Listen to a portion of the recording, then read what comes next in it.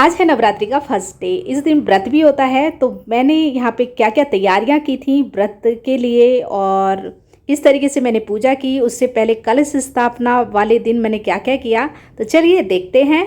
तो सबसे पहले मैंने यहाँ पे जिसमें जौ बोते हैं, हमारे यूपी साइड में नौरते भी बोलते हैं, जौ बोलते हैं, उन्हें उगाते हैं इसमें।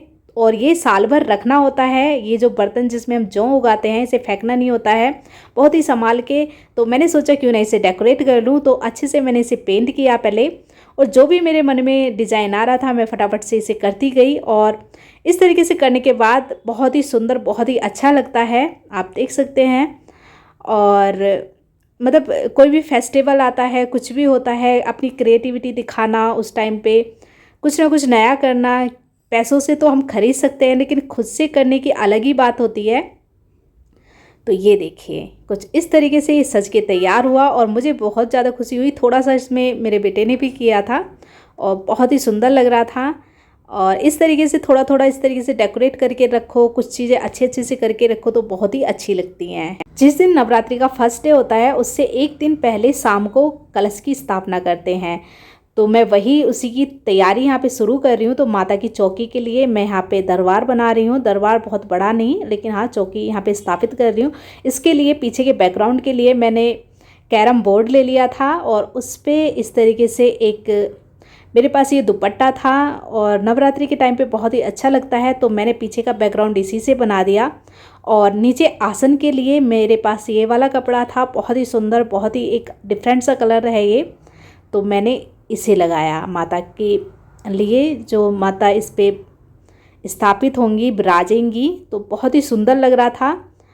और पीछे के बैकग्राउंड के लिए मैंने ये वाला दुपट्टा, नवरात्रि में बहुत ही अच्छा लगता है और चुंदरी छापे का है तो अलग ही इसमें लुक आता है। पीछे बैकग्राउंड के लिए मेरे पास ये बोर्ड रखा हुआ था, कैरम बोर्ड है ये, तो ये मुझे एकदम से सूटेबल लगा, तो मैंने पीछे यही लगा दिया। क्योंकि बहुत ज़्यादा बड़ा ऐसे दरबार वगैरह मुझे नहीं बनाना था, छोटा सा ही, क्योंकि उतनी जगह भी नहीं है। और ज़्यादा ऊपर करके जैसे दरबार बनाते हैं, ज़्यादा हाइट पर बना देते हैं, तो मुझे उस वाले में फीलिंग नहीं आती है। क्योंकि हम बैठ के पूजा करते हैं इसमें, तो बैठ के क्या होता है, जब माता का आमने सामने हमारा एक स्पर्श, बातें होती हैं, एक रूबरू होते हैं हम एक दूसरे से, एक अलग ही उसमें आनंद होता है। और वो जो ऊपर को ज़्यादा ही हाइट पर दरबार बना देते हैं, तो उसमें क्या है, आई कांटेक्ट वगैरह नहीं हो पाता है। और वैसे भी इसमें अखंड ज्योत और वैसे भी डेली डेली ज्योत जगती है, तो वो नीचे ही मतलब माता को दिखनी चाहिए और उससे एक अलग ही पॉजिटिव वाइब आता है। दरबार मेरा ऑलमोस्ट सज के तैयार हो गया है, थोड़ा बहुत और इसमें टचअप मुझे देना है। और अब आती है कलश स्थापना की बारी। तो कलश के लिए मैंने ये कलश ले लिया है। जो भी आप कलश लें उसे अच्छे से पहले क्लीन कर लें, उसके बाद उस पर कलावा बांध दें इस तरीके से। कलावा बांधने के बाद इस पर हम सतिया बना देंगे। सतिया बहुत ही शुभ होता है, तो सतिया बनाने के बाद हल्का सा इसमें पानी डालेंगे, सतिया बनाएंगे और हल्दी के छींटे लगा देंगे कलश में। तो कलश हमारा तैयार हो गया है, सतिया कट गया है, इसमें हमने कलावा बांध दिया है। तो उसके बाद की हम प्रिपरेशन करते हैं। बाकी का काम मैं बाद में करूँगी, पहले क्योंकि माता की स्थापना करेंगे, उसके बाद कलश की स्थापना होती है। तो कलश हमारा तैयार हो गया है और अब माता को मैं स्नान करा रही हूँ पंचामृत से। और अच्छे से इसे स्नान कराना होता है पहले जब आप स्थापना करें। अगर आपकी मूर्ति कोई भी धातु की है तो उसे स्नान करा दें, अगर धातु की नहीं है तो थोड़ा सा कपड़ा लें, कपड़े में पंचामृत लगाएं और फिर उससे अच्छे से क्लीन कर दें। इस तरीके से भी आप मूर्ति को स्नान करा सकते हैं, या फिर जल वगैरह के छींटे लगा दें और फिर कपड़े से क्लीन कर दें। तो ये देखिए, माता की मूर्ति को मैंने स्नान करा दिया है। अच्छे से स्नान कराने के बाद हम इन्हें स्थापित कर देंगे। और ये मूर्ति मैं इस बार लेकर के आई थी क्योंकि मुझे परमानेंट ही चाहिए थी। बार बार कैलेंडर चेंज हो जाता है क्योंकि हमारी फीलिंग जुड़ जाती है। तो अब माता को स्नान तो हो, हम कलश तैयार करेंगे। कलश तैयार करने के लिए कलश में पानी डालेंगे। पहले इसमें 1 या फिर 5 रुपये का कॉइन डाल देंगे एक, और फिर इसमें हल्दी की गांठ डाल देंगे। अगर हल्दी की गांठ नहीं है तो इसमें ऐसे ही सूखा पाउडर डाल दें हल्दी का, जैसे मैंने डाला है, क्योंकि मुझे भी याद नहीं रही थी, लेकिन मैंने पाउडर ही डाल दिया है। और फिर एक बतासा डाल दें, चावल डाल दें, फूल डाल दें, बहुत ही ज़रूरी होता है, बहुत ही शुभ होता है ये।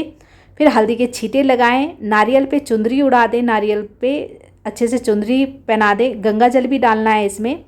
और ये जो आम के पत्ते हैं इन पे इस तरीके से कुमकुम रोल हल्दी का टीका लगाएं, सभी पर अच्छे से टीका लगा देना है, एक एक करके सभी पर लगाना है इस तरीके से, ये देखिए। और सभी पर टीका लगाने के बाद, और दोनों का लगाना है, हल्दी का भी लगाना है, कुमकुम का भी लगाना है, दोनों का लगाने के बाद। और यहाँ पे जो पत्ते लेते हैं हम, या तो 5 लेते हैं या फिर 7 लेते हैं या फिर 9 लेते हैं, मतलब इस तरीके का ही होता है। तो मैंने यहाँ पे 7 पत्ते लिए हैं कलश को स्थापित करने के लिए। आम के पत्ते बहुत ही शुभ होते हैं, कलश में ज़रूर यूज़ होते हैं। तो अगर आपको ना मिले तो आप पान के पत्तों का भी यूज़ कर सकते हैं, लेकिन पान के पत्ते उतने स्ट्रॉन्ग नहीं होते हैं, बहुत जल्दी मुरझा भी जाते हैं। और फिर नारियल लेंगे, नारियल पर भी टीका लगाएंगे, रोली कुमकुम लगाएंगे इस तरीके से। हल्दी कुमकुम लगाने के बाद इसे चुंदरी से अच्छे से बंद कर देंगे, अच्छे से लपेटेंगे। तो ये हमारा मेन जो कलश का काम है, कलश स्थापना का, इसे कलश स्थापना बोलते हैं। ये हमारा हो गया है। माता की मूर्ति को भी मैंने चुंदरी पहना दी है। अभी इनके वस्त्र मैंने ऑर्डर किए थे पर नहीं आ पाए हैं, तो मैंने चुंदरी ही पहना दी है। और अब यहाँ पे कलश की स्थापना कर रहे हैं। तो यहाँ पे क्या है, मुझे अष्ट फूल बनाना था, सॉरी अष्ट धातु फूल बनाना था। तो पहले मैंने रख दिया, फिर बाद में इस तरीके से मैंने बना दिया था, आराम से बन जाता है। बीच में फूल को क्या करना है, फिंगर से क्रॉस करते चले जाएं तो अष्ट धातु फूल बन जाता है। तो वो मैंने बाद में बनाया था। और कलश की स्थापना हो गई है। अब आते हैं मेन, जो हमारे ये जौ होते हैं, इन्हें उगाने का काम होता है। नवरात्रि में हर घर में ये बहुत ही शुभ होते हैं, एक समृद्धि का भी प्रतीक होते हैं। शुभ, शांति, समृद्धि सभी का ये प्रतीक होते हैं, तो बहुत ही शुभ माने जाते हैं ये। तो इन्हें क्या है, अच्छे से मिट्टी को छान के ले लेंगे, मिट्टी को थोड़ा सा गीला करेंगे, जौ डालेंगे। जौ डालने के बाद इसमें अच्छे से पानी डालना है, ठीक से मतलब भीगने चाहिए, मिट्टी थोड़ी गीली होनी चाहिए। अगर सूखी सूखी मिट्टी होगी तो ये उगने में थोड़ी मुश्किल हो जाएगी इन्हें। फिर हल्दी कुमकुम से इनका टीका करेंगे, और ये इस तरीके से हमने जो भी बो दिए हैं, बहुत ही शुभ होते हैं। इनका बहुत ध्यान रखना होता है। और अगर आप इन्हें अच्छे से बोएंगे, तो अगर आप इन्हें जब बोएं तो एक दिन पहले भिगो भी सकते हैं, तब इन्हें बोएंगे तो और भी जल्दी ये अंकुरित हो जाते हैं। जो भी बो गए हैं, कलश स्थापना भी होगी और माता का दरबार भी सज गया है। तो ये सारा काम मैं एक दिन पहले ही कर देती हूँ। रात्रि में बहुत ही आसान रहता है, क्योंकि अगले दिन बहुत सारा काम रहता है, पूजा का बहुत बड़ा काम होता है। अगर आप अखंड ज्योत जला रहे हैं तो और भी ज़्यादा काम हो जाता है, क्योंकि बहुत सारी चीज़ों का ध्यान भी रखना होता है। और अखंड ज्योत जलाने के बहुत सारे नियम भी होते हैं, लेकिन मैं उतना फॉलो नहीं कर पाती हूँ। तो माता का दरबार आपको कैसा लगा मुझे कमेंट ज़रूर करें। और फिर ये है नेक्स्ट डे मॉर्निंग का। तो अब मैं पूजा की शुरुआत कर रही हूँ। तो शुरुआत मैंने इस तरीके से की। सुबह मॉर्निंग में मैंने दरवाजे पे शुभ लाभ लिख करके सतिया बनाया। उसके बाद मैंने बंदरबाल बांधी, और बहुत सी चीज़ें मैं कैप्चर करना भी भूल गई, मतलब मैंने बहुत सारी चीज़ें कैप्चर भी नहीं की। फिर माता के आप चरण बना लें, नीचे आप जो मेन गेट है नीचे उसमें फूल सजाएं। आप रंगोली भी बना सकते हैं, लेकिन मैंने बस फूल ही सजाए थे। और माता को वेलकम करें कि माता आप हमारे घर में आएँ। तो बहुत सारी चीज़ें नहीं शूट कर पाई, और इस तरीके से इसमें भी हल्दी कुमकुम के इस तरीके से टीके लगा देने हैं, और अच्छे से माता को वेलकम करें कि आप आएँ हमारे घर में। उसके बाद मेरे पास नवग्रह नहीं था, तो मैंने यहाँ पे उसकी स्थापना करी है। चावल ले लिए हैं और 9 सुपारी इस पे नवग्रह की मैंने स्थापना की है इस बार। और ये नौरतों के प्रतीक होते हैं, क्योंकि 9 नौरते होते हैं, तो उसी के ही ये प्रतीक होते हैं। तो ज़रूर करें आप भी, बहुत ही शुभ होते हैं। अब मैं तैयारी कर रही हूँ अखंड ज्योत की। तो मैं यहाँ पे दिखा रही हूँ कि अखंड ज्योत में बाती कैसे लगाते हैं। बहुत से लोगों को नहीं भी आती है, मुझे भी नहीं पता था ठीक से। तो इस तरीके से बाती ले लेंगे कोई भी। अगर आपके पास बाती नहीं है तो कलावे की एक बड़ी सी बाती लें, फिर उसे ऐसे राउंड राउंड करके मतलब उसे बुन लें, और उसके बाद आपकी बाती तैयार हो जाएगी। अब ये सेंटर वाला पार्ट मैंने निकाल दिया है, और जो ये सेंटर वाला पार्ट है उसके अंदर से लेते हुए बाती को बाहर निकालेंगे। अगर परेशानी हो तो आप अगरबत्ती का नीचे वाला जो पार्ट होता है वो ले लें, आराम से आपकी बाती लग जाएगी, बहुत आराम से लग जाती है, बिल्कुल भी परेशानी नहीं होती है। और फिर बस इसे बंद कर देंगे, जैसे हमने खोला है उस तरीके से इसे बंद कर देंगे, और बाती भी राउंड राउंड हो जाएगी। उसे खोल लें, निकाल लें, और थोड़ी सी बाती को ऊपर कर लें। उसके बाद इसमें हम ऑयल डालेंगे। पहले मैंने इसमें थोड़ा सा कपूर डाला है। कपूर डालने के बाद थोड़े चावल डालें। चावल से क्या है ना, अखंड जो थोड़ी रुकी रहती है, अच्छे से कंटिन्यू जलती है, परेशानी नहीं होती है। तो इस तरीके से आराम से देखिए बाती लग गई है। अब इसमें मैं डाल रही हूँ ऑयल। अखंड जोत जलाने के लिए मैं तिल के तेल का इस्तेमाल करती हूँ। आप कौन से का करते हैं? अगर सरसों का करते हैं तो कोशिश करें कि सरसों का ना करें, क्योंकि कड़वा तेल होता है।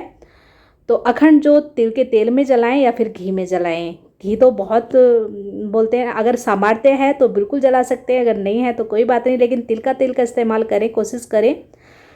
तो यहाँ पे अखंड जोत की तैयारी मेरी हो गई है। और सुबह का टाइम इतना भाग दौड़ का होता है ना, मतलब 1 घंटा तो ये छोटी छोटी सी तैयारियों में ही चला जाता है। बहुत सारी तैयारियां करनी होती हैं, मतलब आप एक दिन पहले भी कर लें और कुछ दिन पहले से भी करते आए ना, लेकिन मेन जो तैयारी होती है उसी दिन होती है। तो वो सारा सामान अरेंज करना, वो तो मैंने क्या किया था, 2 ट्रे ले ली थी, 2 ट्रे में सारा सामान रख दिया था, तो थोड़ी आसानी हो गई थी।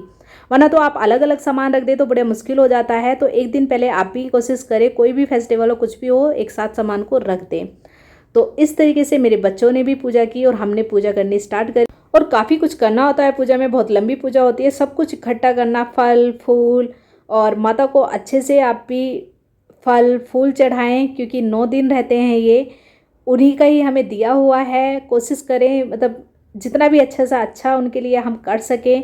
मतलब हम कौन होते हैं, हमारी क्या औकात होती है उनके लिए कुछ करने की, वही हमसे कराते हैं। और ऐसा नहीं है वो अपने साथ ले जाते हैं या फिर वो सब कुछ यहीं रहता है, हमारे पास ही रहता है। फल हो फूल हो कुछ भी हम उन्हें चढ़ाएं, वो हमारे हमारे पास ही रहेगा। बस उसमें एक समृद्धि बढ़ जाती है, एक हमारी आस्था जो होती है उसकी अपार ही मतलब कृपा हमारे ऊपर उनकी हो जाती है। तो मैं भी कोशिश करती हूँ जितना मुझसे हो सके मैं उनके लिए करती हूँ। और हमारे यहाँ पे लौंग के जोड़े चढ़ाए जाते हैं, 2-2 करके 2 बार चढ़ाए जाते हैं। तो मेरे बच्चों ने भी चढ़ाए। कपूर चढ़ाया जाता है, घी की जोत जलती है। फिर माता का मैंने भोग लगाया। 5 तरीके के मैंने यहाँ पे ड्राई फ्रूट्स ले लिए, मेवे ले लिए, इलायची और बतासे का मैंने भोग लगाया, प्लस मैंने फ्रूट्स का भोग लगाया। तो इस तरीके से मेरी पूजा संपन्न हुई। और आप भी कोशिश करें जितना हो सके, ज़्यादा से ज़्यादा आप भी माता के लिए कोशिश करें। कोई भी आपके घर में फेस्टिवल हो, कोशिश करें कि हम जितना कर सकते हैं हमसे हो उनके लिए। क्योंकि कोई भी, मैं बार बार ये बात हमेशा बोलती हूँ, कोई भी मेहमान आ जाए या फिर हमारा कोई स्पेशल दिन हो, तो हम कितना कुछ अपने लिए करना चाहते हैं। कोई गेस्ट आ जाए हम उसके लिए भी करते हैं कि ये गेस्ट आया है, ये बनाओ, ऐसे करो, वो खिलाओ। तो ये तो मतलब भगवान है, हम कैसे पीछे हो सकते हैं, किस तरीके से हम पीछे हो सकते हैं। तो हमें ज़रूर करना चाहिए, 100 से भी ऊपर हमें देना चाहिए अपना टाइम, सब कुछ इन्हें। क्योंकि ये हैं तो हम हैं, हमारी पहचान है, हम सब कुछ हैं इनके साथ। आई होप आपको आज का ब्लॉग अच्छा लगा होगा, मेरा माता का दरबार अच्छा लगा होगा, मेरी जो आस्था है वो अच्छी लगी होगी। अच्छी लगी तो प्लीज़ मुझे कमेंट करें और चैनल को सब्सक्राइब करना बिल्कुल ना भूलें। फिर मिलते हैं एक नए ब्लॉग के साथ। Thank you.